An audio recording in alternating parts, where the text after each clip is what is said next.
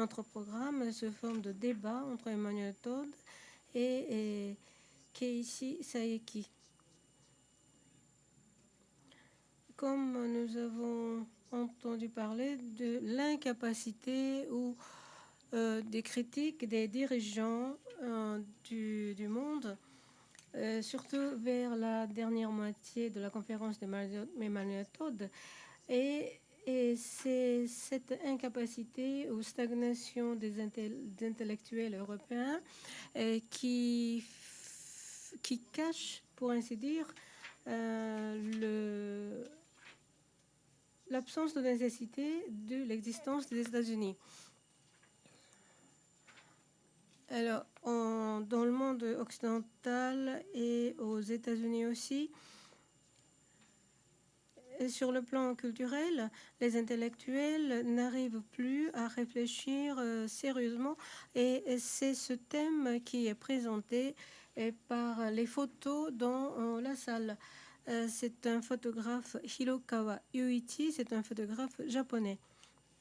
Donc, nous allons passer le micro à M. Saeki, qui a écrit dans ses livres, a critiqué les mauvaises influences des États-Unis.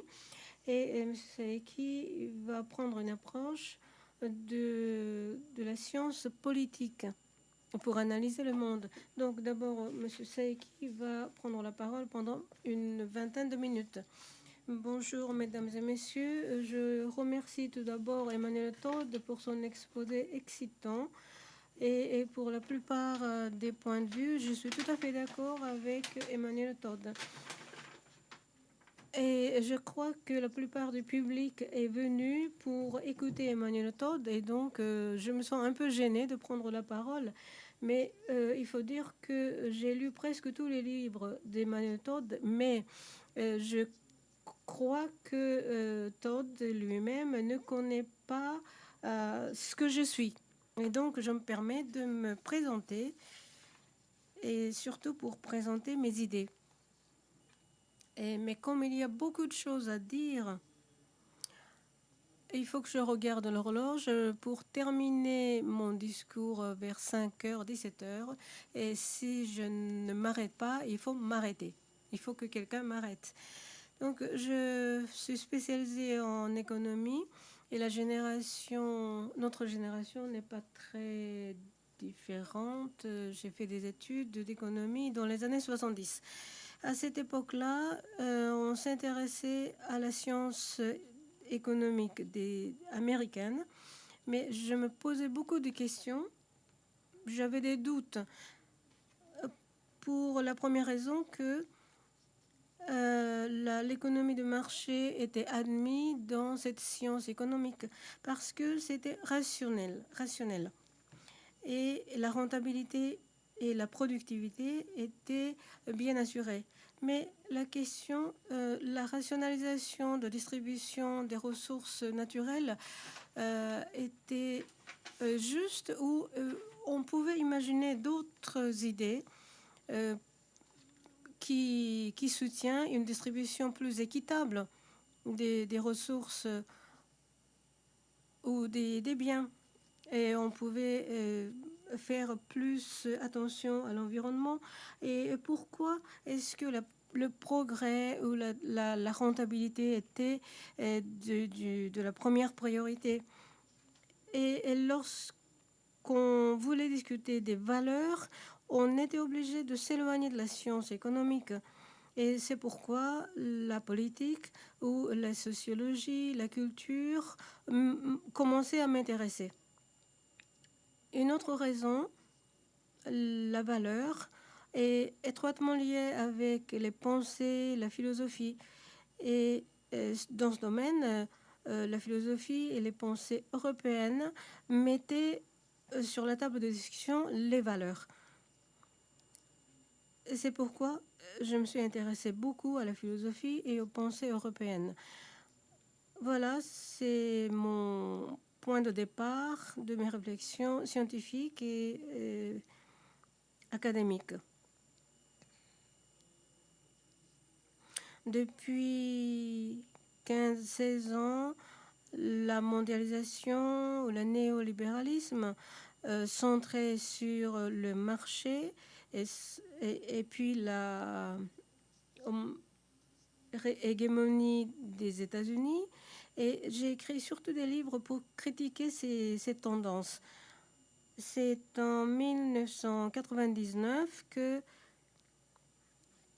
j'ai publié un livre qui propose de réinterpréter la théorie de marché de Adam Smith et la théorie de Keynes c'était en 1999. Et j'ai bien critiqué le globalisme, le capitalisme. Et dans ce livre-là, j'aimerais bien faire un peu de publicité. Et il y avait un livre écrit en 1933 par Keynes. Donc j'ai cité des idées de ce livre-là. Et Emmanuel Todd a cité Keynes aussi. Et c'était en 1998 que Todd a écrit L'illusion économique.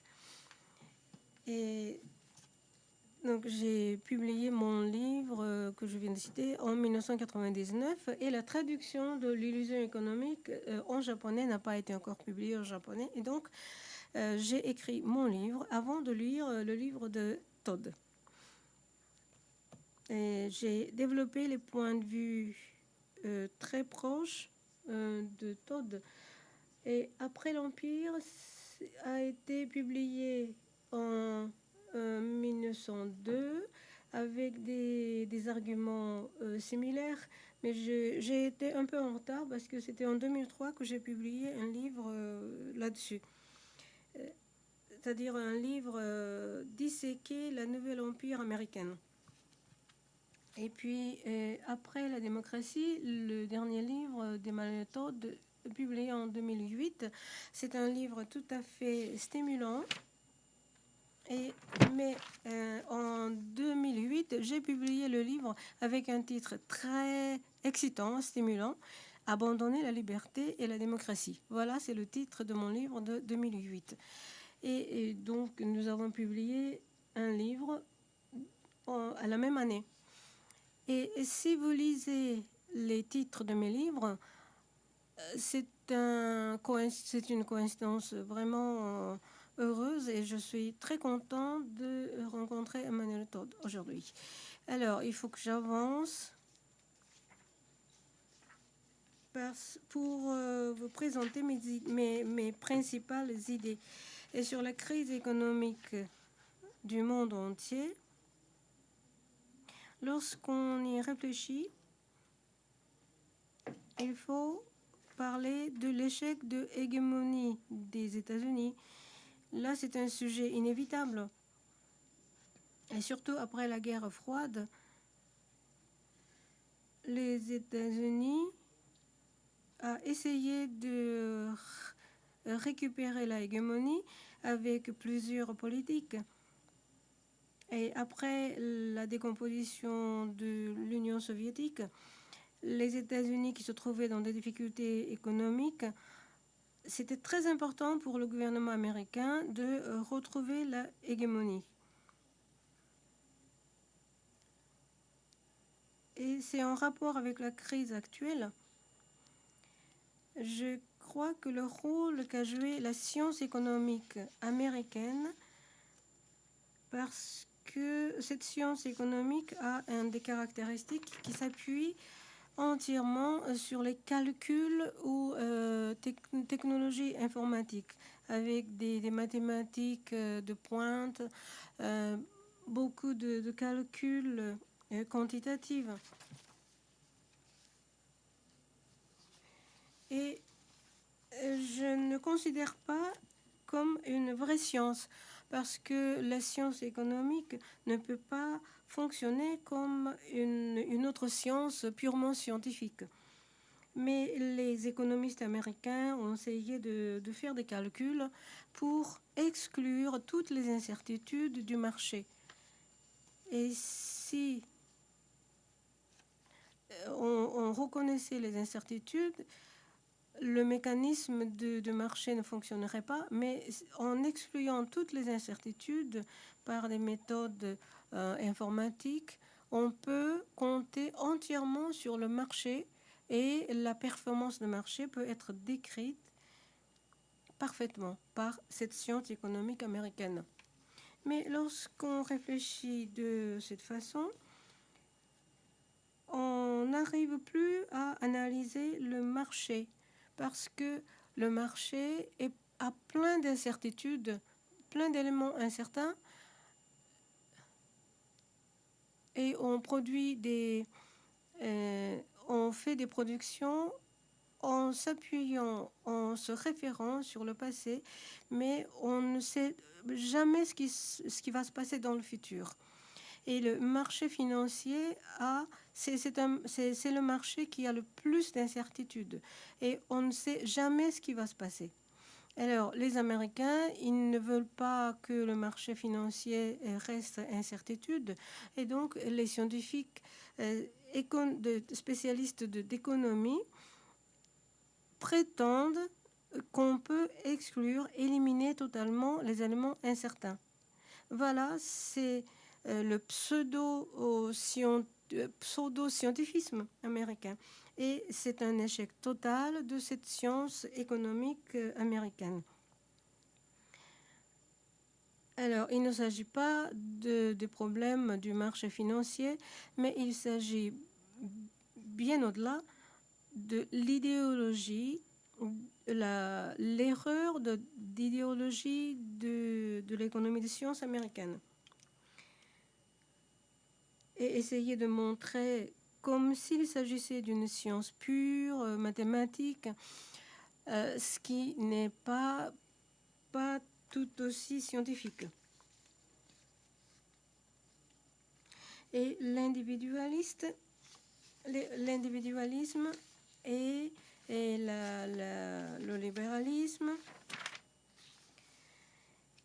et puis la croyance au progrès, ou l'importance mise sur la collectivité, la religion. Mais le libéralisme, le rationalisme et la méritocratie, et ce sont des valeurs très importantes aux États-Unis. Et donc cette science économique reflète ces valeurs que possèdent les Américains. Mais malgré tout, cette idéologie a été standardisée bien adroitement. Et au Japon, surtout, les étudiants en économie utilisent un manuel scolaire qui est basé sur la science économique américaine. Et lorsque les étudiants utilisent un manuel scolaire, ils ne croient pas que la science économique qu'ils apprennent n'est qu'une idéologie américaine. Et le problème de globalisme globalisme américain, je suis tout à fait d'accord avec le point de vue d'Emmanuel Todd. Bon, Reagan est devenu président dans les années 80 et il a essayé de sauver l'économie américaine. L'industrie manufacturière était dépassée par celle du Japon. Le président Reagan a appliqué des déréglementations et il a appliqué des politiques globales, mondiales. Et c'est ainsi que les entreprises américaines ont transféré leurs usines à l'étranger pour faire baisser les salaires afin de faire augmenter la rentabilité. Et en conséquence, l'économie mondiale a eu des difficultés parce que l'industrie de chacun des pays développés a eu de grosses difficultés. Il y a eu des vides dans les activités, dans l'industrie, et l'économie est ralentie. Et à ce moment-là, les États-Unis ont essayé de faire venir les capitaux du monde entier aux États-Unis. Et à l'aide de techniques d'informatique, d'ingénierie financière, pour aboutir à subprime, dont on a parlé beaucoup, et pour montrer le marché financier américain très attrayant. Et les capitaux du monde entier sont rassemblés aux États-Unis pour arriver dans une situation de bulle. Alors déjà, les politiques étaient... Greenspan a dit que il s'agissait d'une prospérité sans fondement. Et donc c'était tout à fait évident et normal que le marché financier a éclaté. Mais ce qui est problématique, c'est que tous les pays du monde entier ont été touchés par ces problèmes parce que les marchés financiers des autres pays étaient obligés d'avoir des rapports très étroits avec le marché financier américain. Et la restructuration était imposée. Et la restructuration peut être décrite par deux caractéristiques. Premièrement,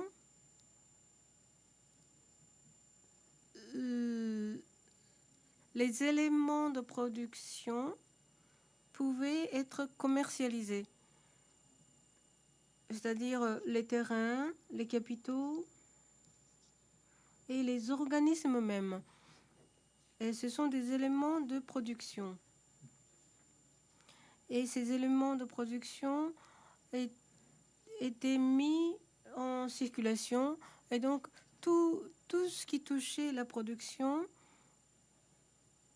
était en circulation et le coût de salaire a baissé et les capitaux se déplaçaient bien pour arriver aux États-Unis.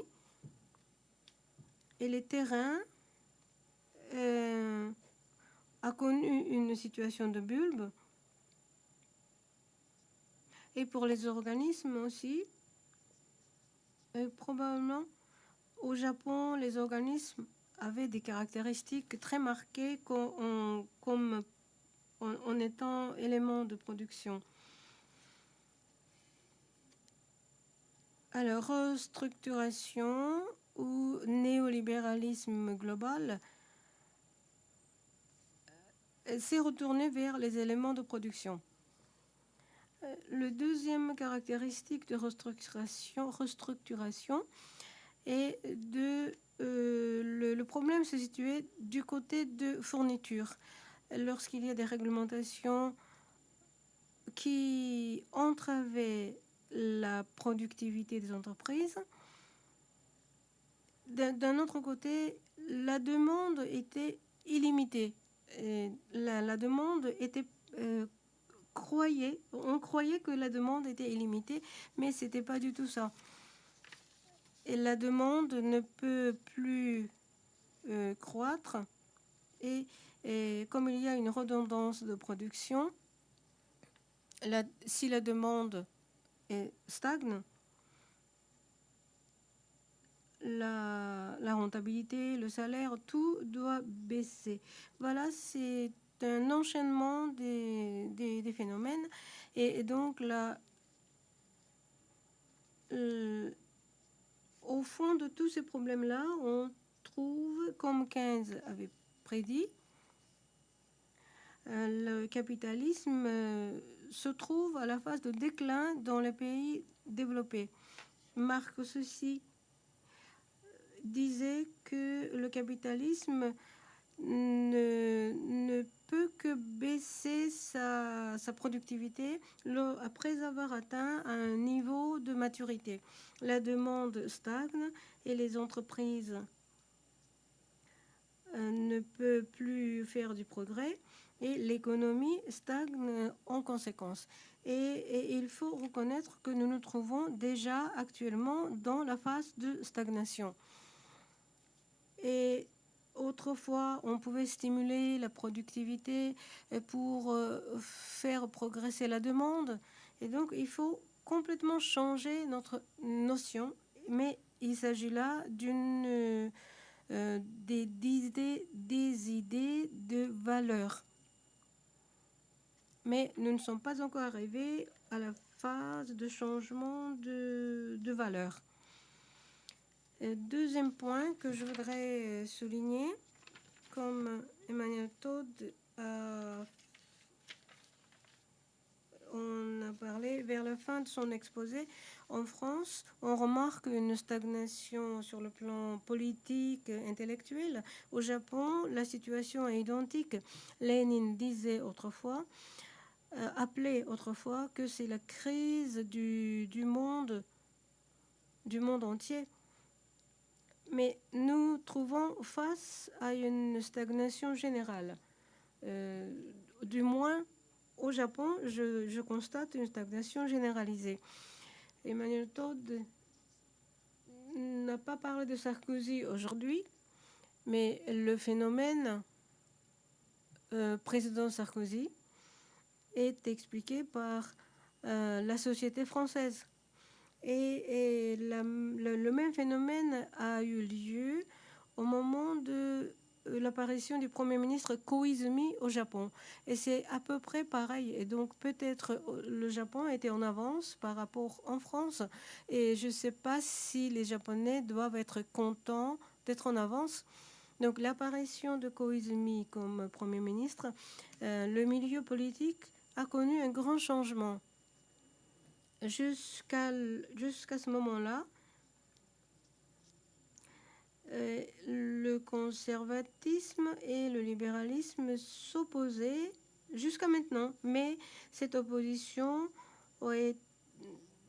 était déséquilibrée. Et au Japon, il y a des questions très complexes parce que le Japon a été plus ou moins occupé par les États-Unis. Et l'économie a été redressée grâce à l'aide des Américains. Et donc, les gauches se trouvent sympathiques avec le socialisme. Et le droite est plutôt proche des États-Unis. Mais après la fin de la guerre froide, les Japonais auraient dû redéfinir cette situation de gauche et de droite. Les États-Unis est un pays extrêmement de gauche, avec ses idéologies. Donc les États-Unis se trouvent dans l'extrême gauche. Mais ce sont les conservateurs qui ont tenu à maintenir le rapport avec les États-Unis. Et Koizumi a accepté toutes les exigences des Américains. Et Koizumi a soutenu les guerres contre le terrorisme. Et c'est le Premier ministre qui a mis une telle importance sur le rapport avec les États-Unis. Et donc, c'était le Premier ministre le plus conservateur dans notre histoire. Et la guerre d'Irak est une guerre qui est très complexe parce que les États-Unis les États-Unis disent que cette guerre a été éclatée pour la liberté. Mais les gens de gauche ne peuvent pas s'opposer sur l'argument des États-Unis, mais ils ne sont pas d'accord avec la guerre. Donc, à l'intérieur du Japon, il était impossible de nous opposer contre la guerre d'Irak théoriquement ou idéologiquement.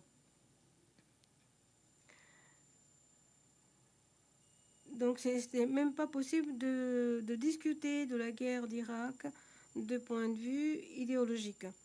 Et Koizumi avait une grande popularité et je ne sais pas si Emmanuel Todd connaît bien la situation, les caractéristiques de Koizumi. Et c'était rare de le voir argumenter ses idées.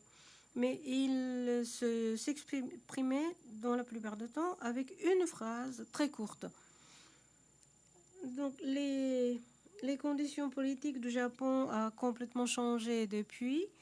Et maintenant, je ne suis pas d'accord de la situation actuelle qui est souvent caractérisée par deux partis importants parce qu'il n'y a pas d'opposition idéologique entre ces deux partis politiques principaux. Tout simplement, c'est la popularité. Et c'est une situation dangereuse. Et il faut expliquer cette situation par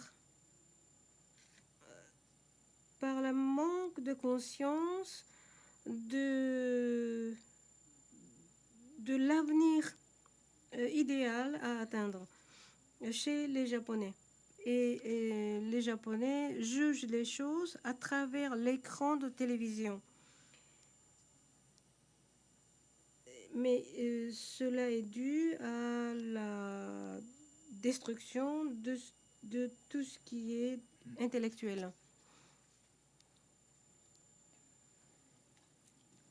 Et j'aimerais bien avoir des idées, des opinions à Emmanuel Todd sur ce que je voudrais dire. Vous avez dit que l'Union soviétique a connu la fin, ensuite l'Empire américain et les idéologies, capitalisme, idéologie, ont perdu leur efficacité. Oui. Donc, j'aimerais bien ajouter à cet argument un autre. Au début du XXe siècle, donc, notamment après la Première Guerre mondiale, les Européens ont pris une prise de conscience très profonde, la crise générale de la civilisation traditionnelle, donc la crise, le sentiment de déclin de la civilisation européenne. Et ce déclin des valeurs traditionnelles de la modernité européenne, cette crise a été apparemment sauvée par l'avènement du socialisme en Union soviétique et relayée par la révolution presque de la libérale démocratie capitalistique américaine. Donc, le communisme soviétique et la démocratie libérale américaine, à mon sens, ne sont que des jumeaux qui sont nés des valeurs européennes, mais en accentuant en accentuant un peu dogmatiquement certains éléments des valeurs européennes qui ont été inaugurées dans l'Antiquité gréco-romaine. Donc, le communisme et le capitalisme américain, quoique issus des valeurs traditionnelles européennes, sont arrivés à renier les bases des valeurs de la civilisation occidentale, européenne. Donc, mon sentiment est de dire que je souhaite très vivement que les Européens reprennent leur travail intellectuel en se ressourçant dans les valeurs traditionnelles européennes pour dénoncer critiqué pour proposer une alternative solide, idéologiquement solide et cohérente aux valeurs de hypermodernité américaine qui ont connu cet effondrement. Moi-même, j'ai beaucoup étudié la pensée de conservatisme britannique à partir de Edmund Burke jusqu'à Michael Oakeshott. Voilà deux grands penseurs de conservatisme. Donc, le conservatisme authentique britannique n'a pas été comment dirais-je, relayé par un développement de conservatisme américain qui a connu un chemin tout à fait pervers par rapport au fondement de conservatisme sain qui est né dans en Grande-Bretagne. Emmanuel Todd dit que dans son livre, le Japon doit s'exprimer encore davantage en tant que pour l'idéologie. Et M. Saeki a donné un exemple du Japon qui s'exprime. Et à la fin, M.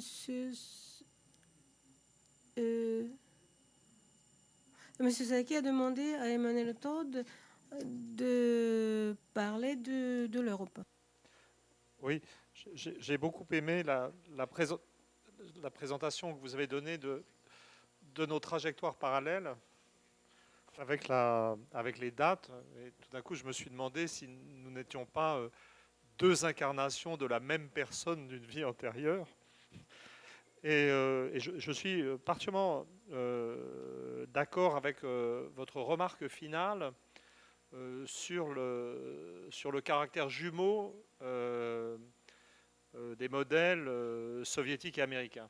Je crois que c'est vraiment une remarque, c'est une vraie profondeur, et l'idée qu'elles sont comme deux variantes exagérées, caricaturales, d'idéologie née en Europe. Je crois vraiment que c'est une très bonne façon de voir le monde.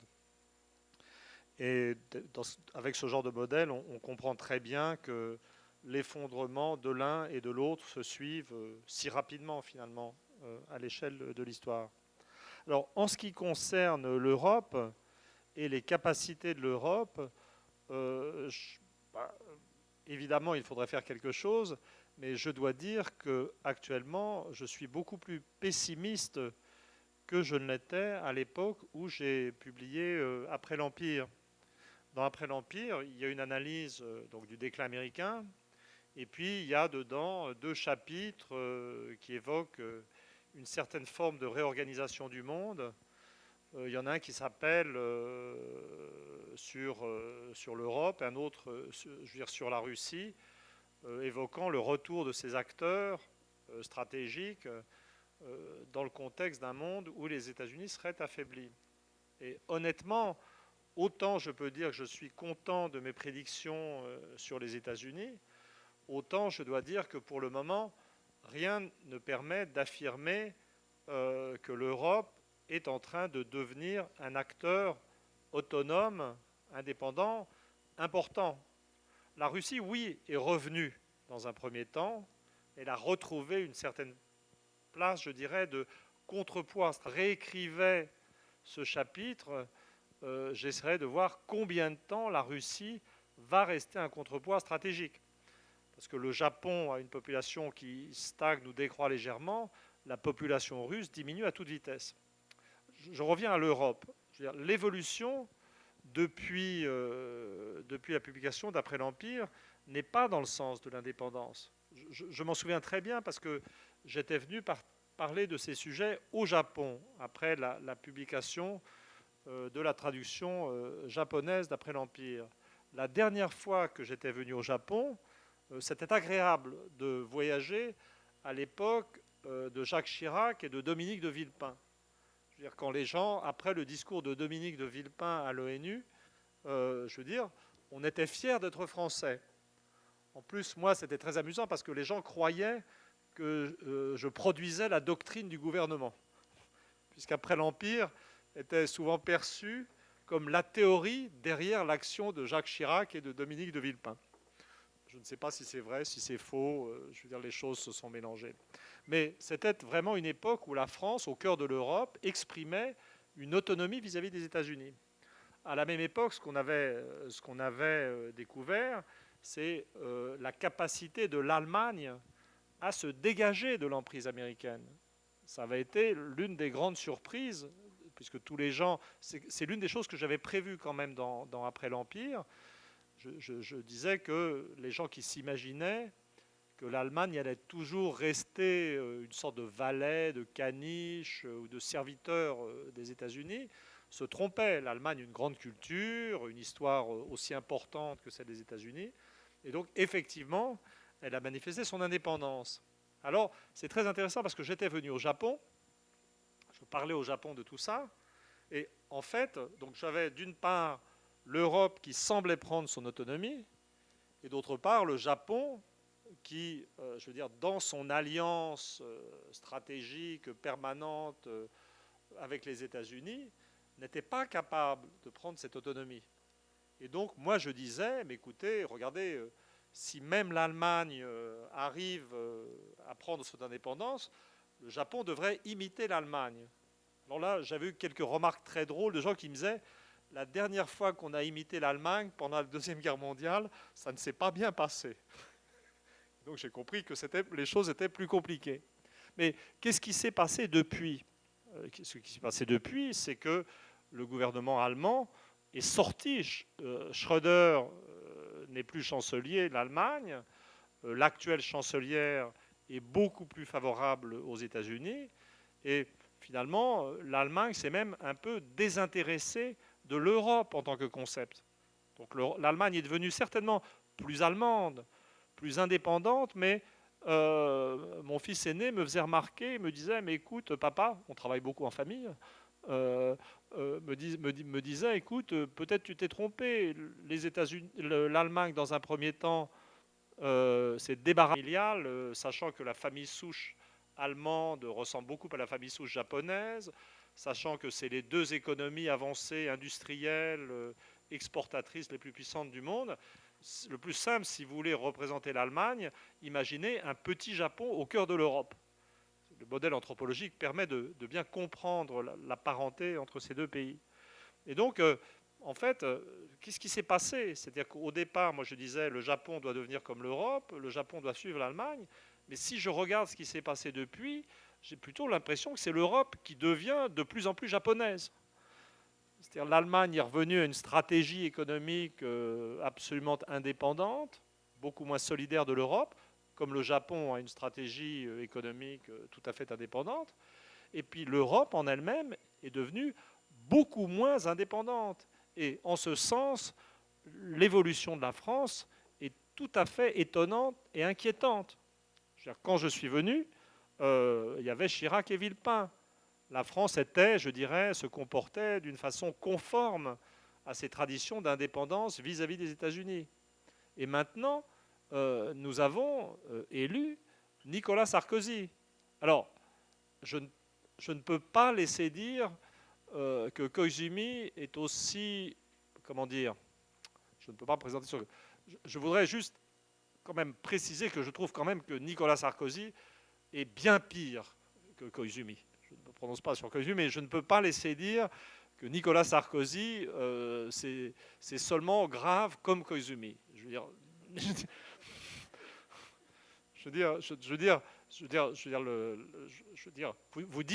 Vous avez dit très justement que Koizumi fait des phrases courtes, mais la spécialité de Nicolas Sarkozy, c'est de faire des phrases interminables qui ne veulent rien dire.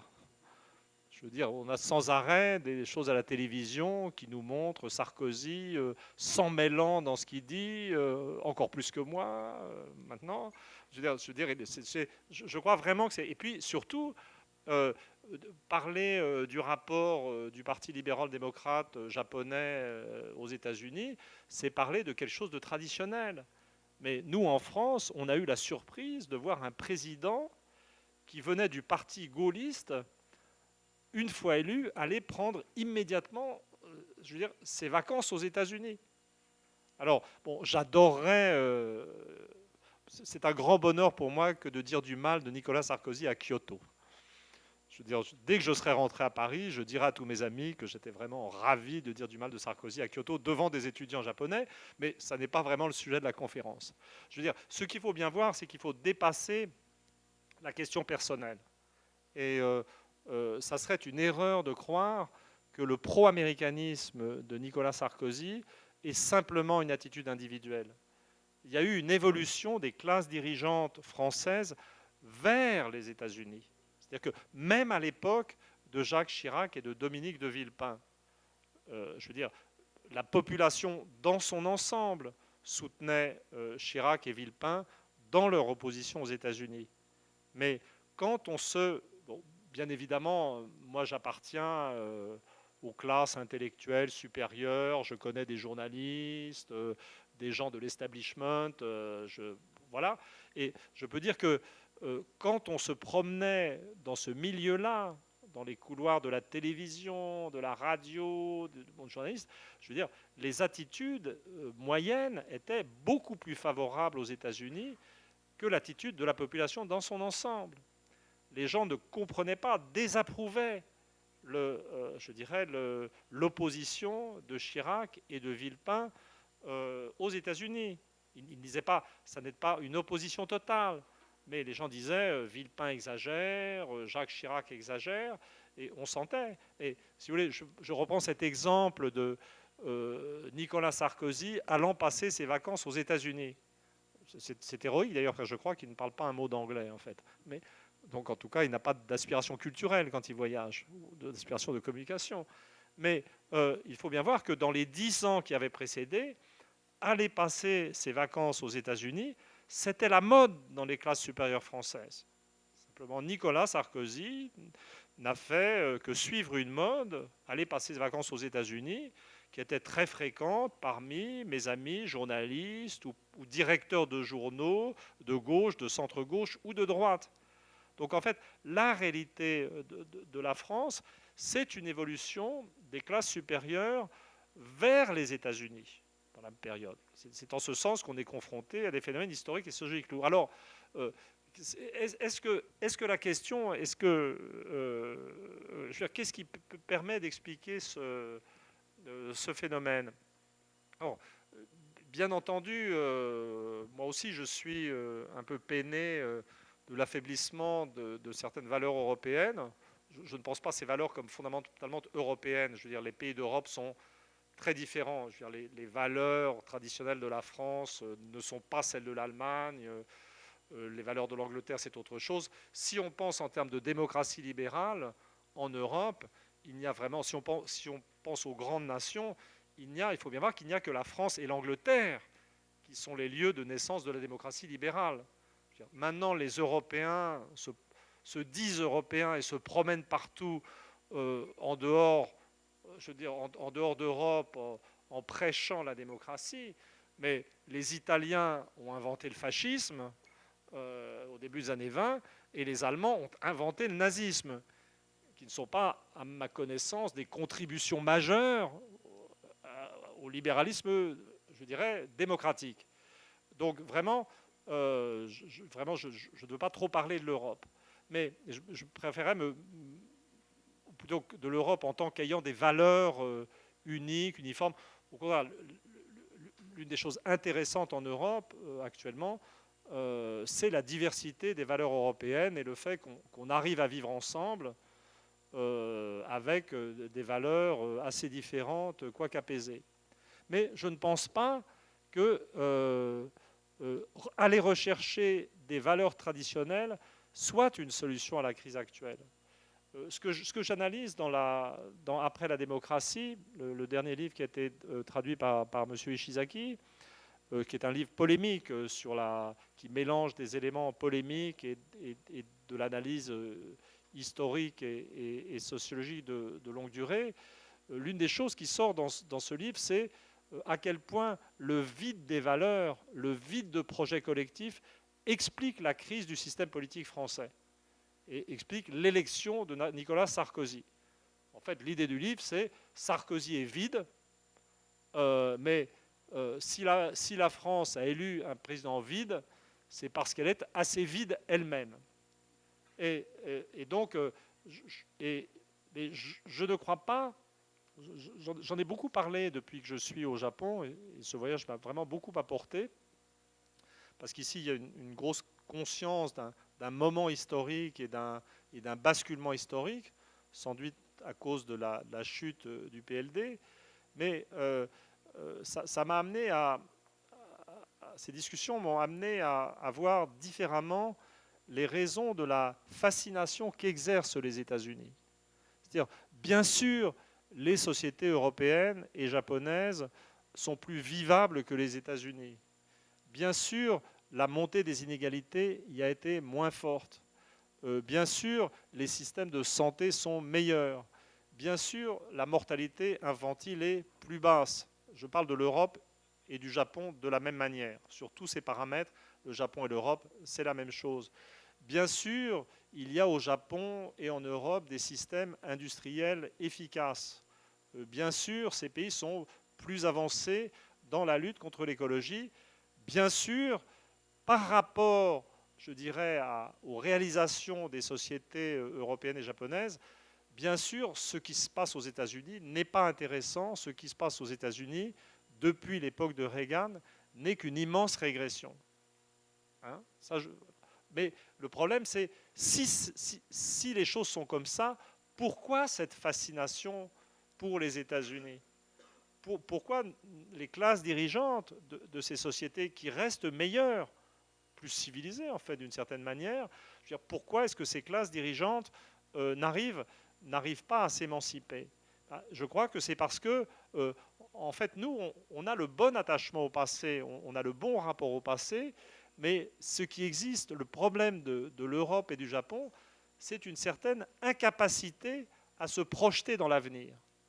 C'est-à-dire qu'il y a un vide religieux, il y a un vide, le bouddhisme japonais a aussi sûrement disparu que le catholicisme et le protestantisme en Europe. Et ici, il y a du vide. Et ce que les Américains ont et que nous n'avons pas, malgré tout, c'est une certaine capacité à se projeter en avant. Je dirais une capacité enfantine à faire n'importe quoi. Mais faire n'importe quoi, c'est mieux que ne rien faire.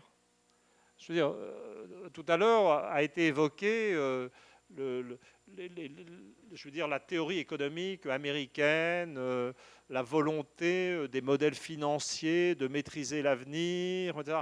Bien entendu, ça ne maîtrise aucun avenir, mais au moins la volonté de s'intéresser à l'avenir est là. Et donc il y a quelque chose. Et comment dire, regardez, nous on est là avec nos industries beaucoup plus efficaces. Je veux dire, pour un Français, c'est au Japon qu'on voit la modernité technologique. C'est pas aux États-Unis où dès qu'on sort des grandes villes, plus rien ne marche. Donc, mais je veux dire, qu'est-ce qui fait que nous sommes en Europe et au Japon paralysés en termes de projets? Eh ben, on n'a pas cette capacité à faire n'importe quoi. Regardez les États-Unis. Je veux dire, ils entraînent le monde dans 30 ans de régression économique et sociale, de montée des inégalités. Les riches sont tellement riches là-bas que les classes moyennes et populaires n'ont plus de quoi consommer.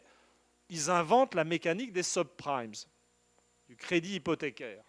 Mécanique complètement folle, je veux dire, qui imagine des augmentations de valeur qui n'existent pas. Mécanique complètement folle, mais mécanique optimiste. Je veux dire, avec cette idée que l'avenir est possible et intéressant. Le système des subprimes s'effondre. Donc, bien entendu, comme il nourrissait la capacité des Américains à consommer des biens importés, la crise économique démarre. Qu'est-ce que font les Américains? Ils élisent un président noir.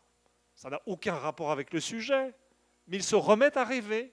Et évidemment, face à cette espèce d'imagination, dont je ne sais pas si elle vient du système familial ou de l'habitude des scénaristes de Hollywood, je veux dire, les Européens et les Japonais sont comme désemparés.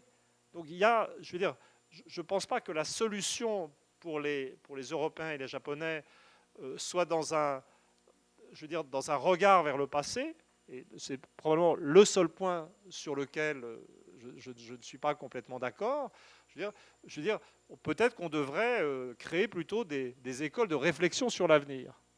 Parce que la réalité du monde actuel, de ce monde très développé que je décrivais au début, qui stagne, qui ne sait plus où il va, c'est qu'il a atteint des objectifs extraordinaires, il s'est enrichi, il s'est arraché à la pauvreté de l'histoire, et maintenant, il ne sait plus où aller.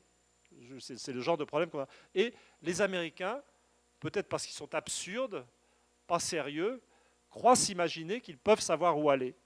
Et c'est quand même une grande force, et c'est ça qui fascine, je crois. Merci beaucoup. Et personnellement, je fais des recherches de Michel Foucault qui disait, avec le mot grec pareisia, et je crois qu'il y a des personnes qui pratiquent pareisia, justement. Et il s'agit de courage de dire la vérité. Et donc, ce qui est important, c'est de détruire l'illusion lorsqu'on croit à quelque chose. Je suis tout à fait d'accord avec tout ce qui vient d'être dit et j'en suis très content. Le président Obama a été élu par les États-Unis, mais ce n'est qu'une illusion, comme Todd vient de le dire. Et lorsque Obama a été élu comme président, je me suis dit que c'est l'inquiétude très profonde qui a apparu sous forme de président Obama. Les États-Unis ont échoué sur le plan économique et les Américains ont ressenti que leur pays est entré dans la phase de déclin. Et il y aura des problèmes très sérieux et il y aura des inquiétudes qui touchent un peu les différences de race. Et c'est pour se défendre contre les problèmes que les Américains ressentaient que les Américains ont choisi Obama pour président pour se faire croire que le libéralisme américain n'est pas encore mort. Alors Obama, on ne sait pas si Obama a une compétence suffisante, mais le président américain et Obama, là, c'est un fait réel, mais très inattendu et exceptionnel. Et aussi exceptionnel que l'inquiétude est grande et profonde chez les Américains. Et le prix Nobel de la paix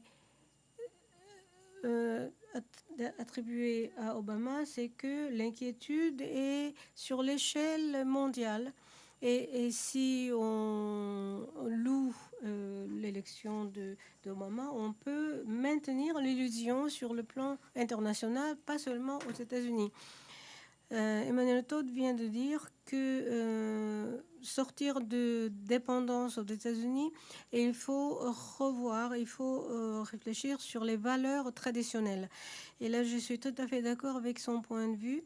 Et au Japon, on retrouve des conditions un peu particulières, c'est-à-dire que à dire de façon abstraite, il y a toujours deux exigences, c'est-à-dire assurer la vie, les biens de la population et en même temps l'indépendance du pays.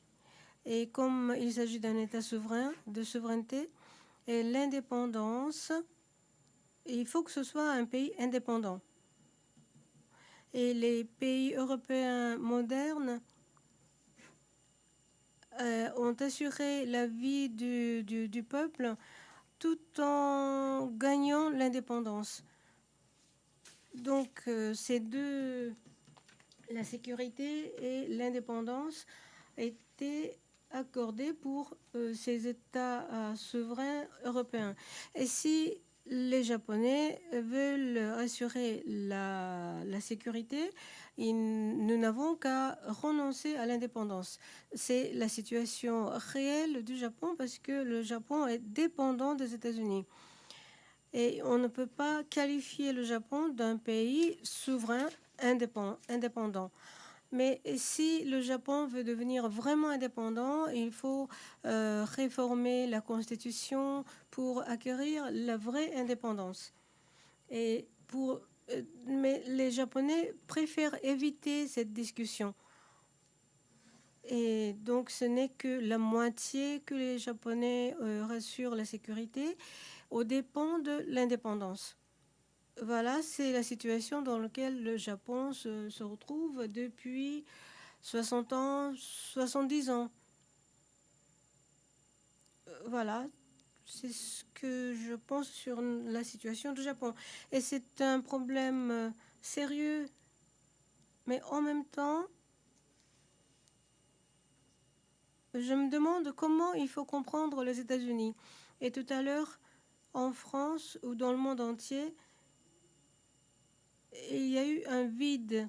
Il y a un vide idéologique où les changements complets de valeurs, comme disait Todd tout à l'heure, la perte de valeur a lieu aux États-Unis, d'après ce que je pense. Et les États-Unis est un pays très varié sur le plan culturel et les diversités culturelles est soutenue en même temps que le libéralisme. Et la démocratie libérale peut devenir universelle, mais plus il est universalisé, moins cette idée maintient la valeur concrète. Dans la vie quotidienne, les réflexions, les comportements reflètent la culture, les valeurs. Mais dans le contexte de multiculture des États-Unis, essaye de maintenir l'économie de marché sans rapport avec les valeurs ou la culture.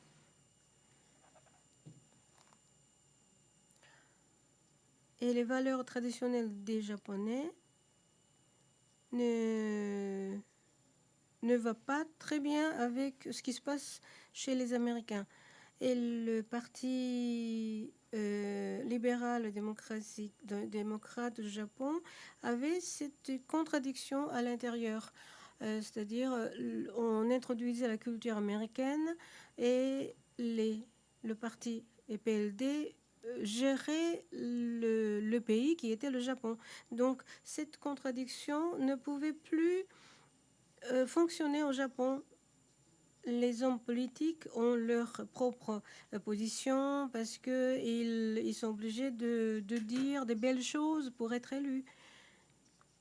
Mais chez les intellectuels japonais, il y en a très peu qui ont abordé ce genre de problème parce que le contexte japonais était profondément dépendant des États-Unis. Et c'est pourquoi le Japon a importé toutes les sciences, toutes les idées intellectuelles depuis les États-Unis. Et les intellectuels qui s'intéressaient à des idées, les pensées françaises sont très limités. Il y a très peu d'intellectuels japonais qui connaissent l'Europe. Et c'est pourquoi les Japonais ont perdu les valeurs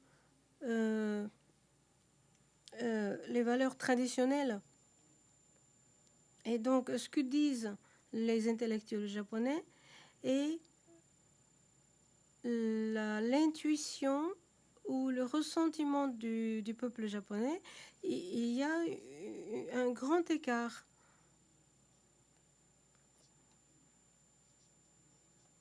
Et si les intellectuels pouvaient exprimer le ressentiment ou l'intuition des Japonais. Et ça, les intellectuels auraient dû le faire. Mais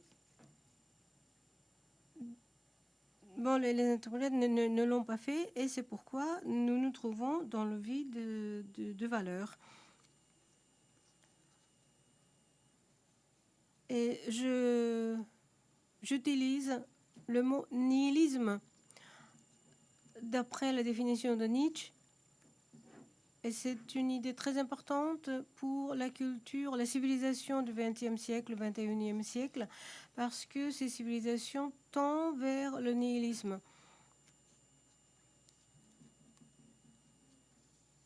Et les valeurs importantes américaines, c'est la démocratie libérale, ou l'importance de science.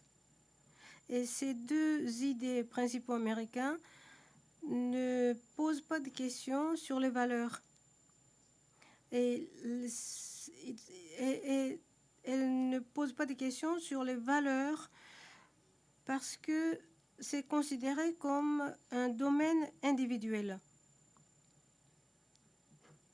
Et la démocratie libéralisme ou le libéralisme tout court est importé au Japon. Bien sûr, la science aussi, c'est la même chose parce que la science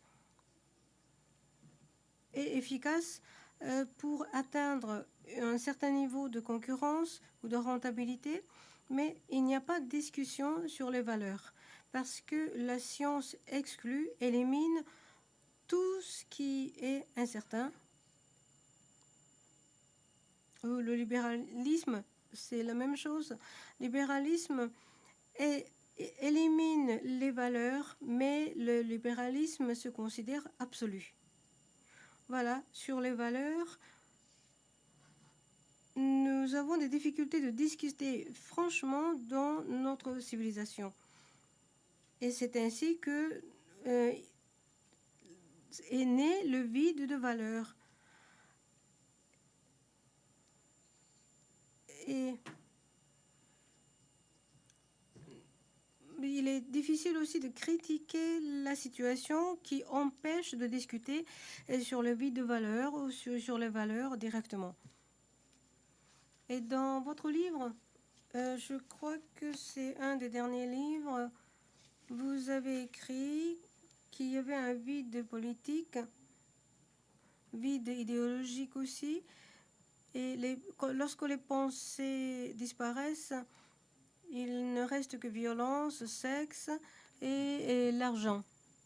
Et il en est de même en France et au Japon. Et c'est une maladie de civilisation. Le déclin des États-Unis indique que le monde entier tend vers cette maladie. Nous voudrions passer le micro à Todd, mais j'aimerais bien passer le micro à ce Français qui se trouve à côté de moi. Il est venu au Japon.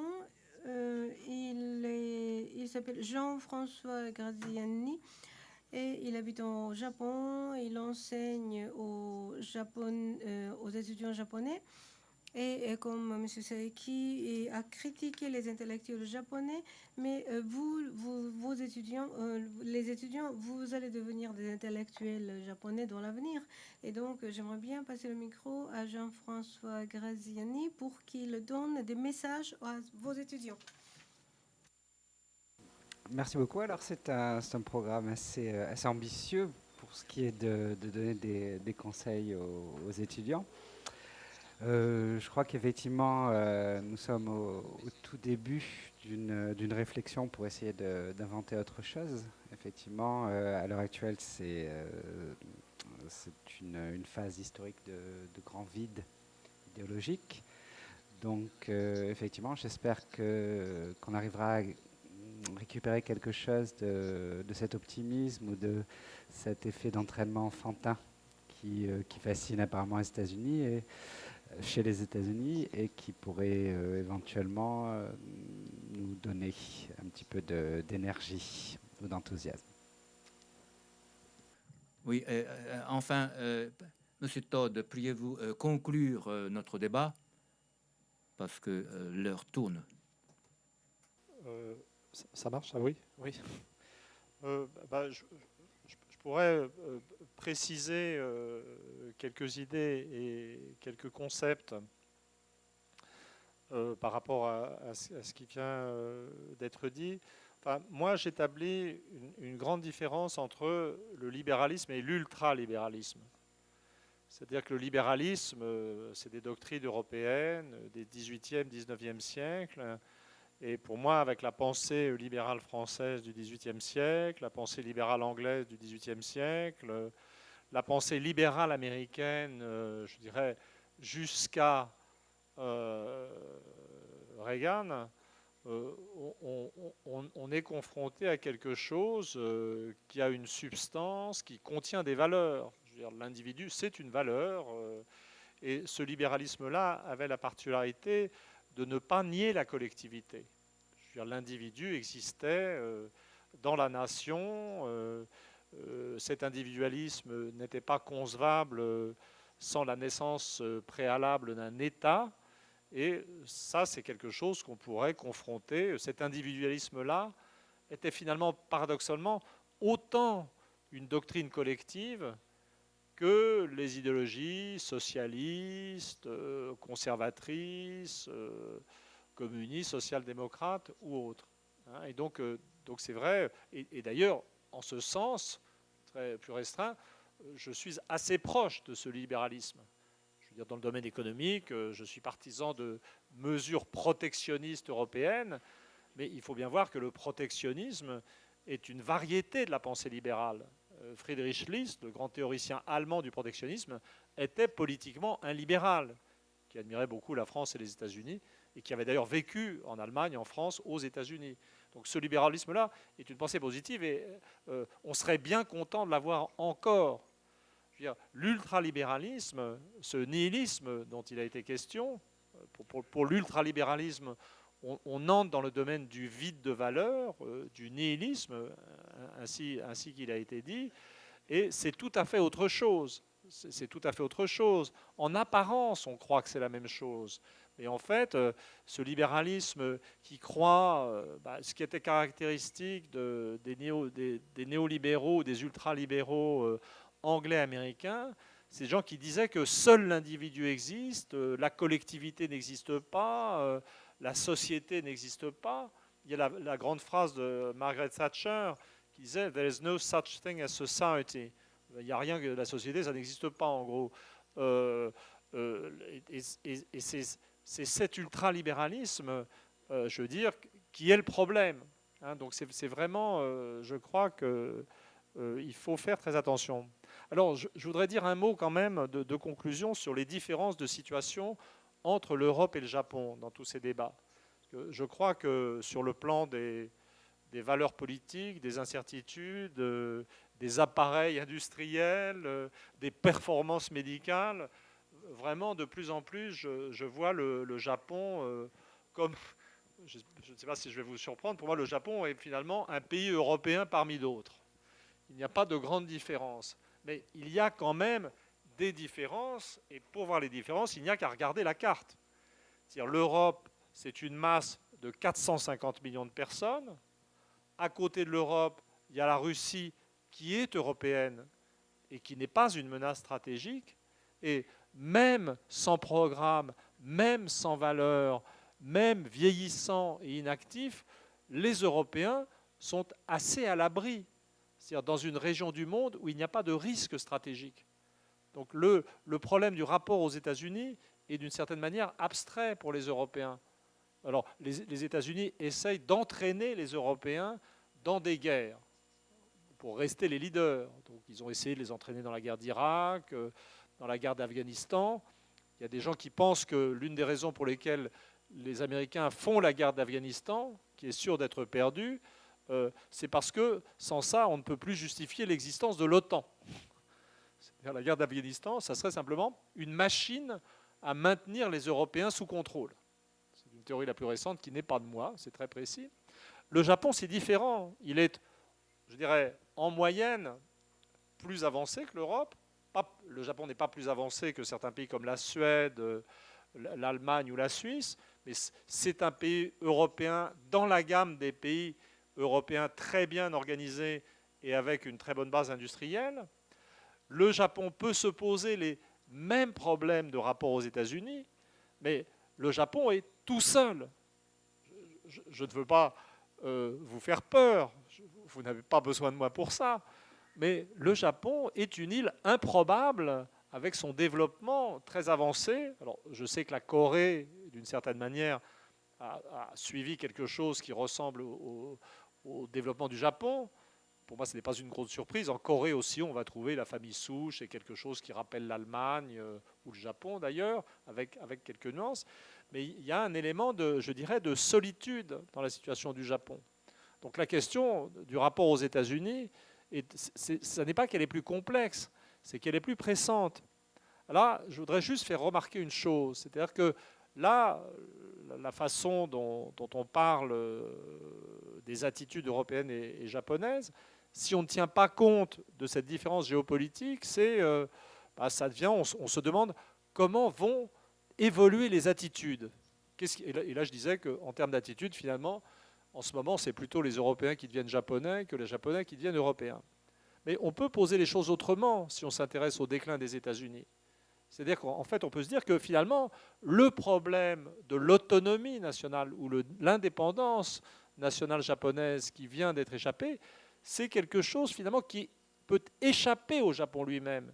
Si ma vision de l'avenir des États-Unis est correcte, si les États-Unis sont en déclin, le parapluie stratégique américain va disparaître de lui-même. Et le Japon va peut-être être contraint à l'indépendance. Donc il y a quelque chose vraiment, là il y a quelque chose qui vraiment distingue le Japon des pays européens. Et j'aimerais que la solution, ça soit dans une adhésion du Japon à l'Union européenne, mais la géographie rend cette hypothèse peu probable. Donc je crois vraiment qu'à ce stade, et j'aimerais conclure là-dessus, on peut faire tous les parallèles de valeurs, d'organisation sociale qui existent, mais si je reprends l'exemple de l'Allemagne, qui est, comme je disais, c'est un petit Japon au cœur de l'Europe, pas si petit, hein. L'Allemagne a quand même 80 millions d'habitants, et si mes souvenirs sont exacts, sa puissance exportatrice est encore supérieure à celle du Japon. Mais l'Allemagne, elle a comme voisin la France. Alors ça a posé des problèmes autrefois, mais dans le contexte actuel de réconciliation, avoir comme voisin la France, c'est quand même assez confortable. Et le voisin du Japon, c'est la Chine, c'est 10 fois plus gros que le Japon. C'est une puissance qui se perçoit spontanément comme mondiale si elle se développe. Et je pense que la réalité de ce qui va se passer au Japon, c'est que le débat stratégique va largement échapper à la question des valeurs et va devoir devenir quelque chose d'assez pragmatique que les Européens ne peuvent pas concevoir. Je vous remercie. Il nous reste à remercier Emmanuel Todd et Keiichi Saeki. Nous allons les applaudir.